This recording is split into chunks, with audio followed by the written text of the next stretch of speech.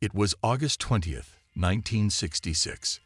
The sky above Niterói, Brazil, hung heavy with a gray stillness, as if the world itself held its breath.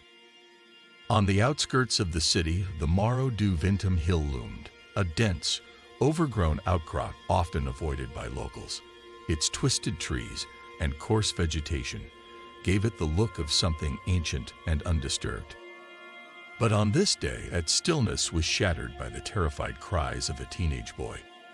18-year-old Jorge da Costa Alves had gone to the hill with a singular innocent goal: to retrieve a lost kite tangled in the brush. He wasn't expecting to stumble upon the grotesque as he pushed through the brambles and underbrush, swatting away mosquitoes and watching his footing on loose stones. He caught sight of something that stopped him cold. Two human figures lay motionless on the hillside, partially obscured by foliage. At first, he thought they were mannequins, abandoned props from a film set or a prank gone wrong. But as he crept closer, dread began to take hold. The mannequins were men, real men, and they were dead. They lay side by side, their bodies oddly arranged. Each wore a formal dark suit beneath a heavy raincoat, even though the weather was dry and stifling. What drew the boy's horrified gaze, however, were the objects covering the men's faces. Over their eyes were strange, hand-cut slabs of dull gray metal, shaped like sunglasses, but thick and crudely fashioned. They weren't goggles, nor protective eyewear. They were lead masks, something completely out of place and unsettling. George bolted down the hill, gasping, stumbling, driven by pure instinct and panic. By the time he reached his home and called the authorities, his face was pale and he could barely speak. When the police arrived later that day, they found the scene exactly as the boy had described, if not more perplexing. The men were lying peacefully, almost ceremonially, in the same position. There were no signs of trauma, no weapons, no blood, no struggle. They hadn't even disturbed the surrounding brush, as if they had just lain down to rest. Scattered around their bodies were a few belongings: a plastic water bottle, partially empty, 2 soaked towels, a packet containing a second set of identical lead masks, a small notebook, and a single handwritten receipt. The notebook, aged and creased, contained only one legible entry, written in a hurried scrawl. 1630 be at the determined place. 1830 ingest capsules. After effect, protect metals await signal mask. No one could make sense of it. Was it a shopping list? A code? Or, as some would soon suggest, instructions for a ritual? The bodies were eventually identified as Miguel José Viana and Manuel Pereira da Cruz, both electronic technicians from the inland town of Campos dos Goytacazes. They were friends, colleagues, rational, intelligent men, which made their deaths, and the manner of it, all the more disturbing. This wasn't just a bizarre death scene. This was a riddle written in lead.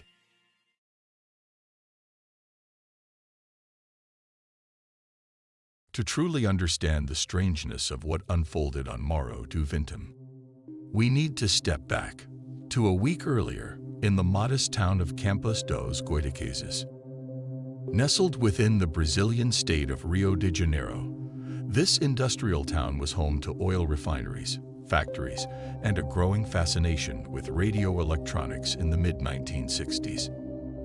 It was here that Miguel José Viana and Manuel Pereira da Cruz lived quiet, respectable lives.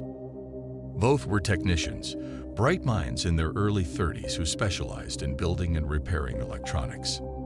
To their families and friends, they were seen as ambitious, trustworthy, and intelligent. But something had shifted in them during the months leading to their deaths. In late July, Miguel began withdrawing from routine life. He stopped taking on repair jobs. He grew anxious, distracted, often seen sketching diagrams or scribbling into a weathered notebook. Manuel, always the more grounded of the two, followed suit, becoming increasingly private. When questioned, they simply said they were working on something important. Neighbors reported seeing strange guests arrive late at night. One woman remembered odd flashing lights coming from Miguel's backyard shed. When asked, Miguel had only smiled and replied, "We're building something that can connect us." Then, on the morning of August 17th, they packed a small suitcase, donned their formal suits, and told their families they were headed to Sao Paulo to buy materials. But something felt off. Neither man seemed excited. Miguel, especially, appeared distant, as if something weighed heavily on his mind. Their journey began with a bus ride out of Campos. By mid-afternoon, they were seen checking into a hotel in Niterói. But they didn't stay the night. Instead, they left the room untouched, except for a receipt for 2 waterproof raincoats and the lead sheets they'd purchased from a nearby shop. Witnesses from that day described unusual behavior. A waitress remembered the men looking at their watches obsessively, whispering with tense urgency. One shopkeeper claimed they were in a rush to meet someone, though no third party was ever identified. The strangest report came from a pharmacist. The 2 men asked for capsules with strong effect, but refused to say what they were for. When told a prescription was required, they quietly left. At 4:30 p.m., according to the time written in their notebook, the men were last seen by a taxi driver who dropped them near the base of Morro do Vintém. The driver recalled they looked nervous but determined. They paid without speaking much, he said, but one of them kept looking out the window, like he expected to be followed. They'd never returned. Their families wouldn't hear from them again. Whatever had brought Miguel and Manuel to that hill, it was not an accident, nor a coincidence. It was a destination they had prepared for. And if the notebook was to be believed, something, or someone, was supposed to meet them there. But the only thing that greeted them was silence.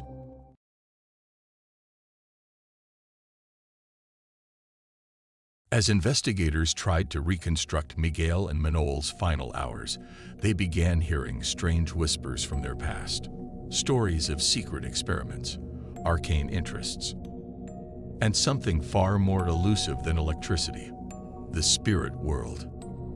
In the weeks before their deaths, both men had been deeply involved in a fringe group focused on scientific spiritualism.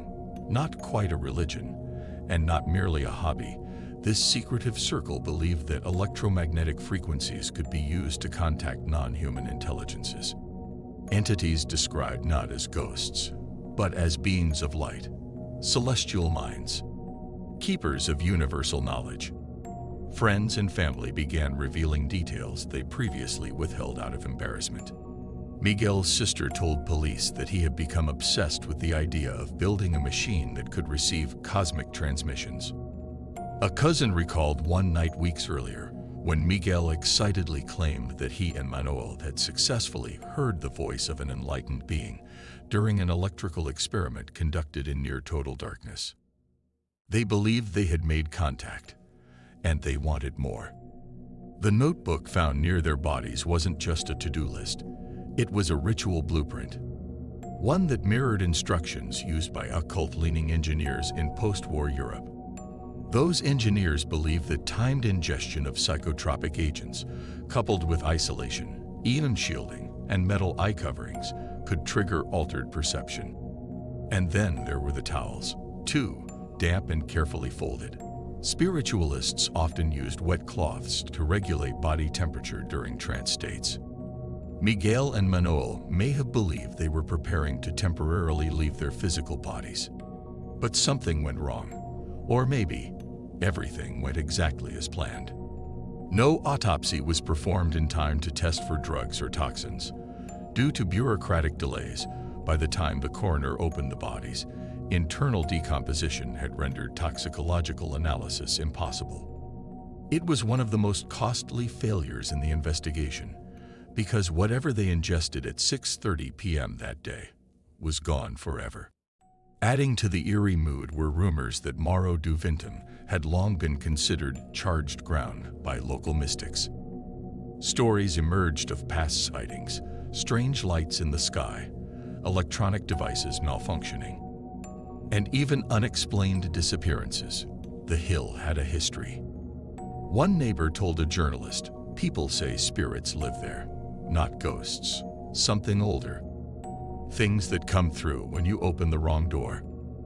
Meanwhile, the lead masks became a symbol of obsession. Some speculated they were shielding the eyes from radiation emitted by another dimension. Others said the masks weren't meant to protect the men from something external, but to shield whatever they might see from them. Were they afraid of what they were about to witness, or were the masks ceremonial, a sign to their cosmic counterparts that they were ready? Whatever the intent, one thing was undeniable. Miguel and Manuel went to that hill expecting something profound, and what they received, if anything at all, they took with them beyond the veil.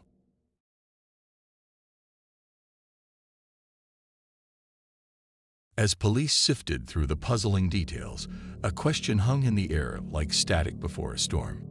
Were Miguel and Manuel acting alone, or were they part of something larger?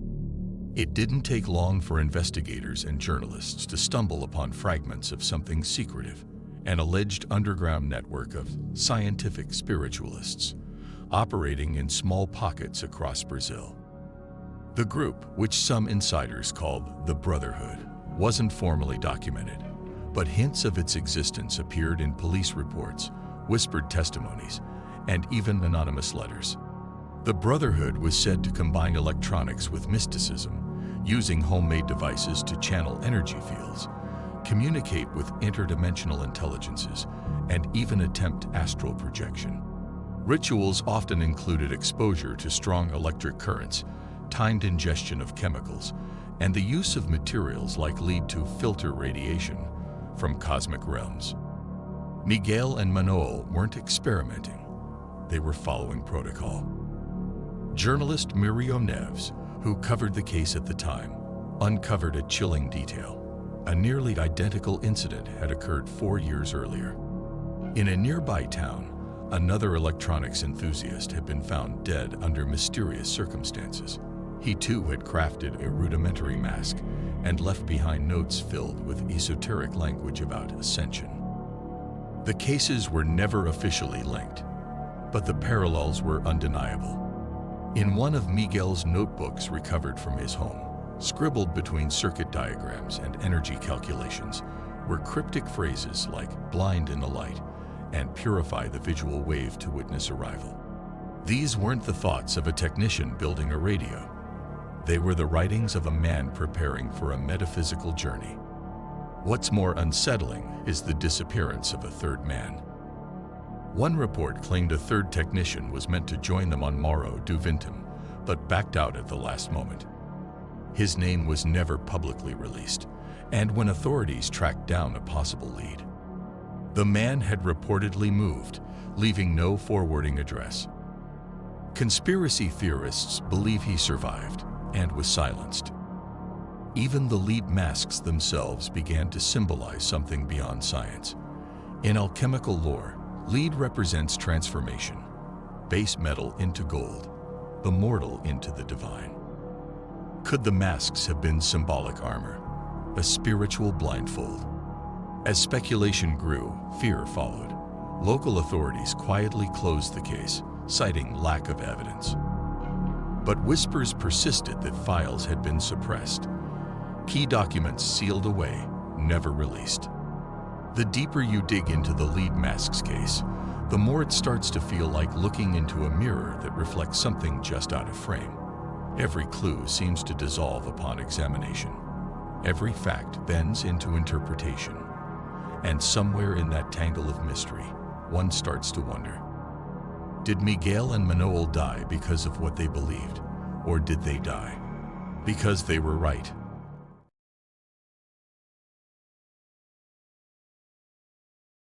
By now, the official investigation had stalled, and public curiosity had mutated into obsession.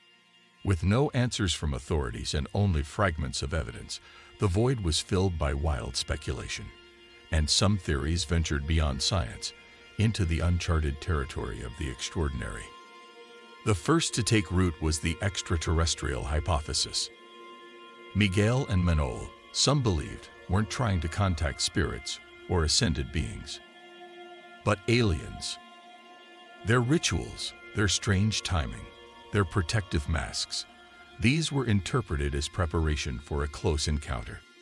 The masks, it was argued, shielded their vision from the intensity of a landing light, perhaps a craft emitting dangerous radiation. After all, lead is not only dense, it's used in radiation shielding. The strange entry in the notebook, "Await signal mask," suddenly took on a new meaning. Was the signal they awaited not metaphorical, but literal? A frequency from space, a transmission only they were meant to receive. This idea wasn't as fringe as it might seem. In the mid-1960s, Brazil had a growing UFO enthusiast community. Reports of lights in the sky, abduction cases, and unexplained phenomena were not uncommon. Just 2 months before the men's deaths, multiple residents of Niterói reported seeing strange orange orbs hovering silently over Morro do Vintém. Local radio operators complained of sudden interference and static, bursts of coded noise that would begin and end without warning. Were these random occurrences, or were Miguel and Manuel preparing for direct contact? Or even transportation? The second theory takes a darker turn, that the men were unwilling participants in an experiment. During the Cold War era, governments across the world were obsessed with mind control, telepathy, and psychic warfare. Some theorists believe the Brotherhood, or a splinter faction of it, may have been testing the limits of human consciousness using psychotropic drugs, radiation, and sensory manipulation. Miguel and Manuel may have been convinced they were on a spiritual mission, when in reality, they were guinea pigs. The capsule they ingested may not have been voluntary. The third man, whose identity remains unknown, could have been a handler, there to monitor the effects. When something went wrong, he may have fled, leaving the men to die. There are even whispers that certain pages of the police file were lost, and that the lead masks were confiscated before independent testing could be done. And finally, there's a theory more unnerving than all the rest, that there was no signal, no entity, no light, just belief. That two intelligent men, through a cocktail of suggestion, obsession, and perhaps subtle psychosis, built a shared delusion so powerful it led to their deaths. That the masks weren't shields from another realm, but from the blinding truth of their own unraveling minds. Whatever the truth, the silence from the hill remains. No signal was ever intercepted, no transmissions were ever decoded, and no explanation has ever satisfied the questions left behind by the men in the masks. Only the eerie certainty that something called to them, and they answered.